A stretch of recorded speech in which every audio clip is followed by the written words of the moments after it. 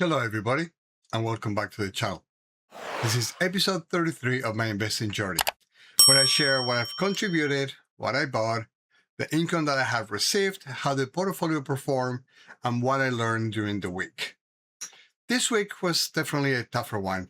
Still, as you can see on my account details behind me, we're still up 11.25% year to date, which is pretty good considering that we're almost at the end of August, and we've got 4 months left to the end of the year. Like I said, this week was definitely a tough week. Most of the portfolio finished in red. Technology, Canadian banks, they took some pretty big hits. And obviously, as a result of that, my year-to-date return pulled a little bit back, right? It was like 12%, 12 point something percent last week. And like I mentioned earlier, we are at 11.25% this week. But, like everything, whenever there's always a silver lining, right? There were still a couple of bright spots. As we will see as we go through the presentation, my August income reached another new high. And the commodities were actually one of the few areas where it actually worked on my favor this week, As always, none of this is financial advice. I'm simply documenting my own portfolio, my own journey, and sharing what I'm learning along the way with all of you, okay?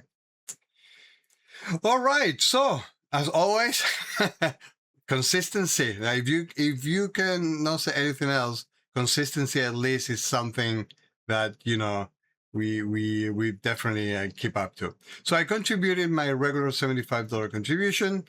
Nothing extra this time, I'm afraid. There was no extra cash lying around. This was just another week of adding to the portfolio, regardless of what the market was doing.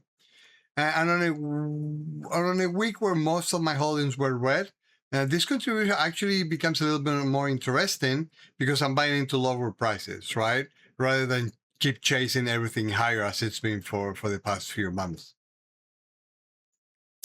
In terms of buys and sells, well, there were no sales this week. As you can see, this is a constant too in the portfolio. We're not selling, we are accumulating. I did buy one share of V.TO, staying with my diversification philosophy of adding regional portfolios. In this case, VE is for Europe. I wish that Global X, Hamilton, or Evolve, or any of these ETF providers would do something very similar with. Very similar to what Vanguard does, but instead of being quarterly payouts, there were monthly payouts. But right now, this is as close as what I want that is out there in the market. I also bought 3 shares of HDIV. Okay, both of these purchases continue on the international diversification theme that I've been building over the past few weeks, right? The reason why I bought VE is because it gives me more exposure to developed European assets, right? And then HHII gives me international equity exposure, while still maintaining the income focus that is central to my portfolio, right? I think this is a conscious move. As I'm trying to reduce how dependent the portfolio is today on just Canada and the United States, right? So these positions keep moving me towards that direction. Now into portfolio performance. So yeah, last week we finished at 12.54. This week we finished at 11.25. So the portfolio went down by about 1.29 percentage points, which, it's not a big deal. It is what it is. It's being lower than this, and it's being, I think, a little bit higher than this. Obviously, I'd rather see this number moved in the opposite direction. But after the strong run that the portfolio has had recently, I'm also trying to keep this moved into perspective, right? The portfolio is still comfortably positive for the year. As always, income first, growth second, patience always. So I received my final contribution for the month of August, which is pretty good. And we have reached one of my personal milestones, which is to earn 1 weekly contributions. We received a total contribution for the month of $75.91. If we compare that with what I received in July, which was $70.36, so the income grew up at about 7.8% month over month, right? This gives me not only the milestone that I mentioned just a minute ago, but a new monthly high, which obviously I'm very happy, right? At the end of the day, and for me, this is the probably the most encouraging part of the update. Market price can move in either direction from week to week, but the income stream is continuing to gradually move higher. Right now, as you know, I'm still reinvesting all these distributions, so that additional income is being used to buy more shares and hopefully generate even more future income. As I'm sure you all know, Evolve communicated this week that the biggies and easiest distributions were going to be down. I sold my biggie position a few months ago, and I moved into easy. I think it's the right move by Evolve. I'm not really upset that they cut the distributions. It's something that I expect. It's what a responsible ETF manager, fund manager would do, right? And not only did they diversify and add more holdings to the fund, but now they've realized that they cannot keep on paying that huge distribution. And we've talked about this before, and they decided to cut it. So I'm very happy with that. Let's see how easy progress, right? Because while there's a huge chunk of biggie in easy also has canny inti, okay? So let's see how that goes. In terms of the weekly scorecard, yeah, we are 3 holdings finished green, commodities, and then 19 finished on the red, right? This is opposite. This is only opposite to what we had last week, I believe, which was 21 green, 1 red. But this is just another reminder of how quickly the market conditions can change, okay? In terms of the winners for this week, so obviously commodities, CMCL, huge up, 6.84%. Top performing in the entire portfolio. I think community producers benefited from strength in oil and in the broader commodity space. Gold and silver were up also on the week, so that was great. Commodities really have been a drag at different points earlier in the year, okay? Silver went up to like $100 or late last year, and then since then it's been going down. I think the lowest it's been was 50. I think now it's up to 70. So yeah, I'm happy to see how developing. CCHI, obviously uranium, also went up, right? It's another example of the commodity sleeve moving differently from the rest of the portfolio. Both Cameco and uranium, I invest in Cameco, not directly into uranium. They can be extremely volatile, right? But as you can see, this week, the volatile worked in my favor. So I'm pretty good. And C-Day actually also finished up 0.4%, so it's a little bit on the flat side, but it's still green. I'm going to take it, right? Nothing dramatic. But like I said, it is green on the week that it was. Okay. Now let's go into the red. Yeah. AMD went down. Yep.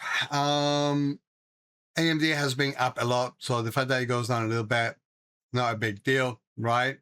But yeah, they got hit pretty badly. Yeah, and and this is, for me, this is clearly it clearly demonstrates one of the things that we've been talking about quite a lot later, which is about position sizing, okay? Particularly with the single stock ETFs. Like I mentioned, AMD, it's 1.5% of my portfolio. So if it loses 9%, if it gets 9%, it doesn't really impact the entire portfolio, okay? This type of ETFs are very, very risky. They can produce incredible upside, but when they go on the downside, the move can be as catastrophic as you can see that it is. Okay, Canadian banks went down quite a lot last week, so that's why 60 is down. The Canadian banks have had an amazing run, so if they're down a little bit, it's not a big issue. Broadcom, ABGY had also a bad week. I feel that whenever AMD falls, Broadcom follows. HDIV, obviously, or another ETF that it's Canadian bank focus, so it's down. It's down less than 60, right? Which is funny because it's down by half. Yeah, exactly. It's down by half than 60. So that's actually pretty good. That's actually pretty good. You see, movement like this shows you which of these ETFs is more exposed to extreme ups and extreme downs, right? With HDIV, also when it goes up, it goes slowly. When it goes down, it doesn't fall as hard. And the rest of the stuff, obviously, there was a lot of technology weakness. So we have QDay, QQCL, and then the rest of the assets which were under 1%, HHIS, HDIV, HYLD, SDA, and Easy, which apparently, it's amazing. Easy only went down 0.78% last week. So a lot of people out there saying that because Evolve cut the dividends, that suddenly, Easy and Biggie, people were going to sold out. It didn't happen. Easy went just down by 0.78% on a week where, most things went down by a hell of a lot. So that was pretty good. So now we go to the video review segment. This is something that we started last week. Okay. Normally the last week I had 4 videos, three to recommend, 1 not to recommend. But that's not necessarily something that I'm going to be doing every week. I'm only going to be talking in this segment about videos that I've watched that I actually think, it's worth watching, right? I want to keep this segment selective rather than recommend just something just to fill the spot, okay? So the first video, which is a HDIV review on the 5 years that it's been up and running by Gary, I gave it a score of 8.6 out of 10. I still recommend that you watch it, right?